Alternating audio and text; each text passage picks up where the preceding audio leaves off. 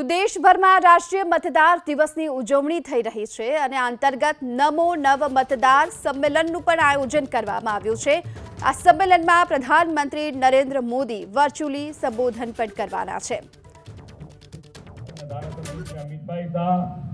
युवा मोर्चाना राष्ट्रीय उपाध्यक्ष श्री मनीष कुमार सिंह, मंच पर उपस्थित सौ महानुभाव, अहींया पहली वखतना मतदाता सौ विद्यार्थी भाईओ बहनों, આપણે એટલી જ વાત છે કે ગુજરાત અને ગુજરાતની અંદર નવી એજ્યુકેશન પોલિસી અને નવી એજ્યુકેશન પોલિસીથી તમને શું લાભ, તો આપણને આપણી માતૃભાષામાં ડોક્ટરેટ થવું તો ડોક્ટરેટ, એન્જિનિયર થવું તો એન્જિનિયર થવા મળશે, એ મોટો ફાયદો છે।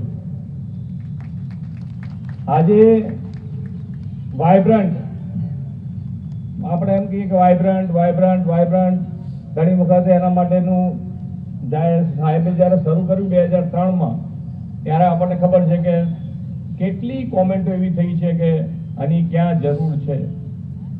આજે વાઇબ્રન્ટ થકી દરેક ઇલેક્શનમાં આપ સાંભળતા હશો કે બેરોજગારી બેરોજગારી, પણ બેરોજગારી દૂર કરવાનો સૌથી સફળ પ્રયાસ માન્ય નરેન્દ્રભાઈએ 2003માં શરૂ કર્યો અને આજે ગુજરાતમાં એના પરિણામ આપણે ભોગવી રહ્યા છીએ।